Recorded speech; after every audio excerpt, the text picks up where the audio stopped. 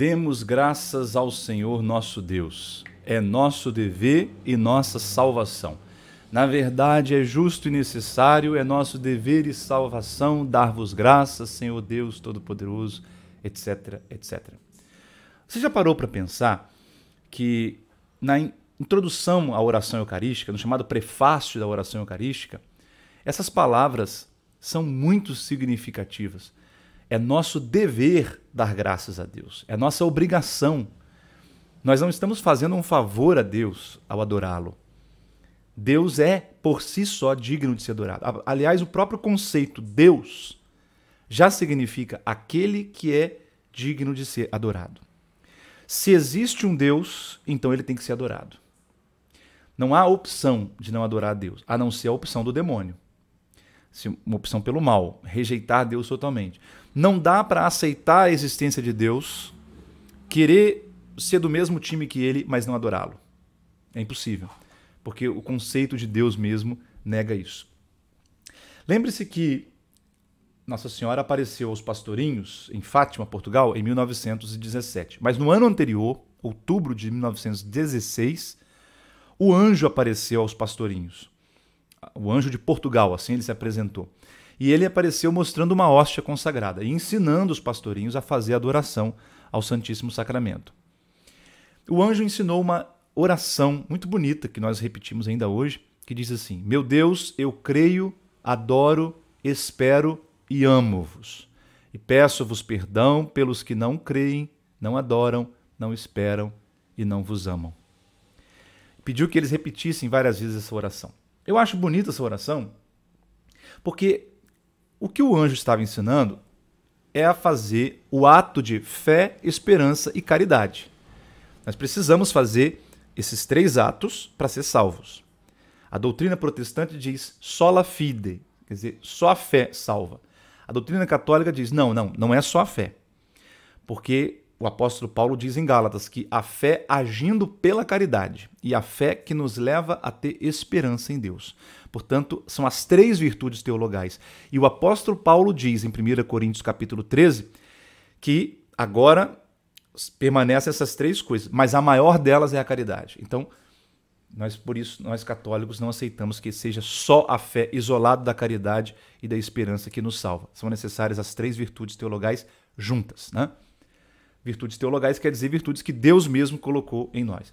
Mas quando o anjo ensina os pastorinhos fazerem esse ato, meu Deus, eu creio, espero e amo-vos. Fé, esperança e caridade. Mas entre a fé e a esperança, ele colocou o adoro. Meu Deus, eu creio, adoro, espero e amo-vos. Eu acho isso muito teologicamente profundo. Por quê? Porque crer em Deus não é apenas ter uma opinião acerca da existência ou não de Deus. São Tiago diz isso na sua carta, dizendo: crer que Deus existe, até os demônios creem, e, no entanto, não estão salvos. Então, esse crer significa submeter-se a Deus, reconhecer Deus como absoluto. Portanto, o crer leva necessariamente, obrigatoriamente, ao adorar. É o que nós chamamos no Catecismo da Igreja de virtude da religião. Nós sabemos que, conforme Santo Agostinho, né, o grande bispo africano do século V, a forma como ele ensinava os 10 mandamentos para os seus diocesanos, né, para os seus catequizandos, era sempre explicando o seguinte: Deus deu 2 tábuas a Moisés. A primeira tábua estavam os 3 primeiros mandamentos. Na segunda tábua estavam os outros 7. Os 3 primeiros podem ser resumidos em amarás a Deus sobre todas as coisas. Os outros 7 podem ser resumidos em amarás o teu próximo como a ti mesmo. Né? São Paulo vai dizer depois em Gálatas que quem ama cumpriu todos os mandamentos, né, com seus decretos. O amor é o resumo de toda a lei. Mas vamos nos deter, então, essa tábua, a primeira tábua, né, dos 3 primeiros mandamentos. Amarás o Senhor teu Deus de todo o coração, não terás imagem de Deus diante de ti, etc, etc. Não tomarás o nome do Senhor teu Deus em vão. E guardarás o dia santo semanal, que na antiguidade, No Antigo Testamento era o sábado, e quando Nosso Senhor ressuscitou no domingo, ele consagrou o domingo como novo dia santo. Portanto, guardar domingos e festas. Esses 3 primeiros mandamentos são relativos aos direitos de Deus. Deus tem direito a ser amado sobre tudo e sobre todos. Deus tem direito a ter o seu nome resguardado, santificado e não profanado, né? E Deus tem o direito de que nós o adoremos pelo menos um dia na semana, o domingo. É direito de Deus, portanto, é a virtude da religião, que vem junto com o dom da fé. Junto com a virtude teologal da fé, nos vem também a virtude da religião. É nosso dever e nossa salvação dar-vos graças. Por isso eu ensino nas minhas comunidades, quando se diz assim, no comentário final, né? Para acolher o povo, que é necessário acolher o povo, né? Eles dizem assim: muito obrigado a você que veio celebrar conosco. Nós agradecemos a você que veio celebrar conosco. Eu sempre ensino e falo assim: olha, não agradeça. Diga assim: estamos felizes porque você veio. Seja sempre bem-vindo, volte sempre. Isso sim. Mas obrigado por ter vindo, não é correto dizer isso. Por quê? Porque a gente diz obrigado por algo que é imerecido, algo que é gratuito, algo que é até meritório da parte de quem fez, né? Você me fez um favor. Você fez algo que não era obrigação sua fazer. Então eu digo obrigado. Gratidão a você, porque você fez isso. Agora, as pessoas virem à igreja não é nada mais do que sua obrigação. Portanto, não devemos agradecer. Primeiro por isso, porque é obrigação de todos ir à igreja domingo. Segundo, porque ela não foi por causa de nós. Ela não está prestigiando o conselho da comunidade, o ministro que está celebrando, o padre que está celebrando. Não é por causa de nós. Ela veio por causa de Deus, né? Então não devemos agradecer, não faz sentido agradecer. Por quê? Porque é nosso dever e nossa salvação, né? Eu costumo dizer, brincando, que é a mesma coisa que colocar uma faixa lá na sua comunidade, no seu bairro: obrigado, prefeito, obrigado, vereador fulano de tal, por essa obra aqui e tal. Tem que agradecer. O dinheiro é nosso, o mandato é nosso, nós é que delegamos o mandato, né? Ele recebe muito bem para fazer isso. As leis estão postas, é obrigação deles fazerem isso. Não temos que ficar agradecendo. Essa mentalidade servil, né, que nós cultivamos precisa ser superada, né? O que é obrigação, a gente não precisa agradecer. É obrigação. Então, demos graças ao Senhor nosso Deus, é nosso dever e nossa salvação. Você sabe que pode participar aqui conosco desse meu programa, primeiramente se inscrevendo. Se você ainda não é inscrito, clique aí em inscrever-se e você vai estar ajudando o algoritmo. O que é algoritmo, né? É o computador, vamos dizer assim, né, do YouTube, né, que faz com que esse vídeo seja sugerido para pessoas. Quanto mais gente se inscrever, quanto mais gente comentar. Então, se você puder tecer comentários aí embaixo, né, tudo isso, né, quanto mais visualizações, mais pessoas inscritas, mais encaminhamentos, né, mais likes, né, clicar aí em gostei, e quanto mais comentários, tudo isso ajuda a evangelizar, porque ajuda a sugerir esse vídeo para mais pessoas. Se você quer participar mandando uma pergunta, escreva para o meu e-mail. Meu e-mail é esse aqui, juliano.rial, ri de Ribeiro, al de Almeida, @gmail.com, e você participa dando ideias de perguntas. Hoje nós temos aqui uma pergunta, foi o João Henrique Pereira que escreveu. Obrigado, João Henrique, pela sua participação. Deus abençoe você. Ele pergunta assim: Padre, gostaria de perguntar sobre o desenvolvimento da doutrina. A igreja acredita nas mesmas coisas que a igreja primitiva? E as doutrinas que surgiram depois? Muito boa pergunta, João Henrique. Veja bem, João Henrique. Desenvolvimento da doutrina. A doutrina é um depósito, né, que Nosso Senhor deixou com os apóstolos, só que ele deixou muitas coisas em semente, ainda não desenvolvidas, né? Muitas coisas em potencial. E ele disse, se você quiser depois, pode pesquisar lá João capítulo 16, versículos 12 e 13. João 16, 12 e 13 diz assim Nosso Senhor aos apóstolos. Esse é o contexto da última ceia, né? Tenho ainda muitas coisas a dizer-vos, mas não sois capazes de as compreender agora.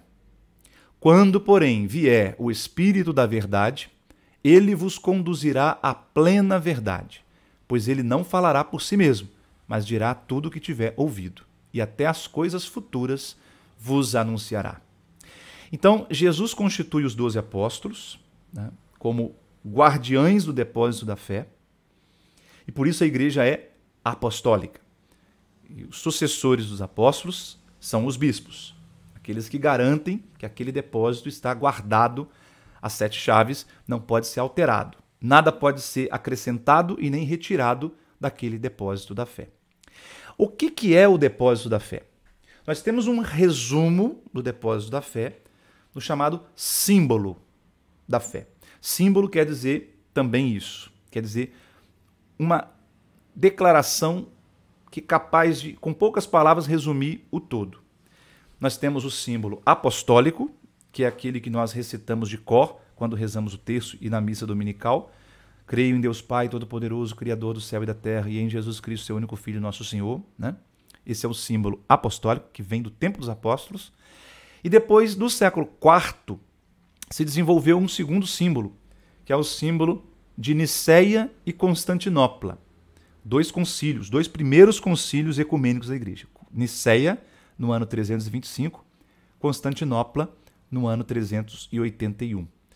Que é quando a igreja começa a desenvolver melhor o símbolo apostólico e começam a surgir perguntas, dúvidas, e começam a surgir heresias. E para corrigir essas heresias, essas mal compreensões da fé, os bispos se reúnem com o Papa e eles, sob a luz do Espírito Santo, vão respondendo essas perguntas. E por isso o credo vai aumentando, a doutrina vai se desenvolvendo. É quando se afirma claramente que Jesus é Deus, quando se afirma claramente a existência da Santíssima Trindade, né? Não está na Bíblia essa palavra trindade, né? Não está na Bíblia dizendo assim, Jesus é Deus. Diz que Jesus é o Senhor, diz várias outras coisas que a gente deduz que seja, né? Mas não está claramente dito. Por quê? Porque na época os judeus que ouvissem isso iam achar que estava falando de politeísmo, mais de um Deus, o que não é, né? Então a igreja desenvolveu ao longo de alguns séculos essas doutrinas, né? E isso que diz respeito às pessoas da Trindade, que eu estou mencionando, também também acontece com outras coisas. Por exemplo, a forma como nós entendemos a Eucaristia hoje, né? A palavra transubstanciação é da Idade Média, bem 1000 anos depois, né? Na época dos apóstolos não se falava em transubstanciação, né? Então isso é uma ideia, é uma explicação filosófica para a doutrina imutável de sempre, a presença real de Cristo na Eucaristia, que não é meramente um símbolo qualquer, né? Não apenas representa o corpo de Cristo, mas torna presente, né, aquilo que ela simboliza. Então, essa fé vem dos apóstolos, né, desde sempre. A patrística, que é aquele período, né, dos primeiros santos padres da igreja, os bispos dos primeiros séculos, já afirmava a presença real de Cristo. Mas a doutrina da presença real, ela se desenvolve melhor quando a gente, lá em Santo Tomás de Aquino, século XIII, né, fala em transubstanciação. É um exemplo, né? E com relação a muitas outras coisas, a doutrina está se desenvolvendo. Mas desenvolver não quer dizer mudar. Não quer dizer que uma coisa que era verdade passou a ser mentira, ou uma coisa que era mentira passou a ser verdade. A verdade é absoluta, é eterna, é imutável. Só que nós não compreendemos desde sempre todos os detalhes, todas as nuances da verdade. Então nós ainda hoje estamos desenvolvendo, né? Por isso muita gente não entende, acha que o Papa Francisco está inovando demais, está arriscando demais. O Papa Francisco está rompendo com a tradição, inventando doutrinas, negando doutrinas. Não é verdade em nome de Cristo. Não é verdade isso. O próprio Papa Francisco, essa semana, na catequese de quarta-feira, disse uma coisa muito, muito, muito importante. Ele diz assim, a liturgia, por exemplo. Nós não podemos nos apegar a uma forma de celebrar a Eucaristia que é do século XVI e dizer assim, essa é a missa de sempre. Não dá para você imaginar que a missa, como, né, a missa em latim, daquela forma como está lá no missal do Papa Pio V, né, que é a forma pré-conciliar da missa, que ainda é válida, se o bispo autorizar, né? Não dá para afirmar que os apóstolos celebravam daquele jeito, porque não é verdade. Os apóstolos nem latim falavam, né? Os apóstolos celebravam em casas e não em igrejas. Não havia ainda altares de pedra, era mesa de refeição. Então, às vezes, os tradicionalistas, né, os ultraconservadores, exageram muito, com todo o respeito, que eu também me considero conservador e tradicionalista em algumas coisas, né, até certo ponto, né?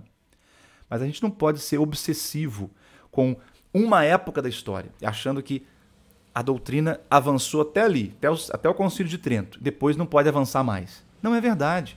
O desenvolvimento da doutrina é constante. Nós não temos que ter medo, né, de que vai romper com a tradição, uma apostolicidade da igreja.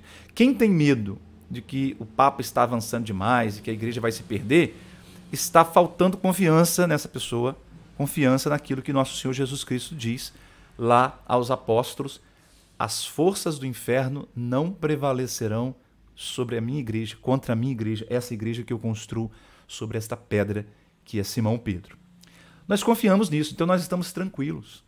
A doutrina se desenvolve no sentido de que nós vamos compreendendo melhor de acordo com cada época. Mas isso não significa romper com o passado, inventar coisas novas, doutrinas novas. É verdade que tem gente que quer isso dentro da igreja. É verdade. Se tem de um lado um exagero de quem não aceita mudar nem a forma de compreender, nem a forma de expressar a doutrina, acha que tem que trazer Trento para o século XXI, né? E repetir Trento, não dá. Tem gente que não aceita o Concílio Vaticano II, está errado, né? Se os concílios foram guiados pelo Espírito Santo até o 20º, por que o 21º o Espírito Santo tirou férias, abandonou a igreja? Né? Está errado. Mas, por outro lado, também existem os erros. Por exemplo, nós estamos vendo agora bispos da Alemanha, alguns bispos da Alemanha, querendo romper com a tradição da igreja, inventar doutrina, dizer que agora pode o que antes não podia, dizer que agora é verdade o que antes não era. Bom, aí não, a igreja precisa corrigir, né, também. Tudo isso no processo que o Papa Francisco vem chamando de sinodalidade. Quer dizer que o Espírito Santo fala não só aos bispos, principalmente aos bispos, mas não só aos bispos. Ele fala também a toda a comunidade dos batizados. Todos nós, cristãos batizados, recebemos o Espírito Santo e há um senso comum dos fiéis, um sentir comum da fé cristã, né, que por isso a igreja está tratando tanto desses assuntos hoje. Obrigado, João Henrique, mais uma vez. Repito, você que se quiser participar, envie para esse e-mail a sua pergunta e vai ser uma alegria partilhar aqui no nosso Papo Teológico. Deus abençoe você.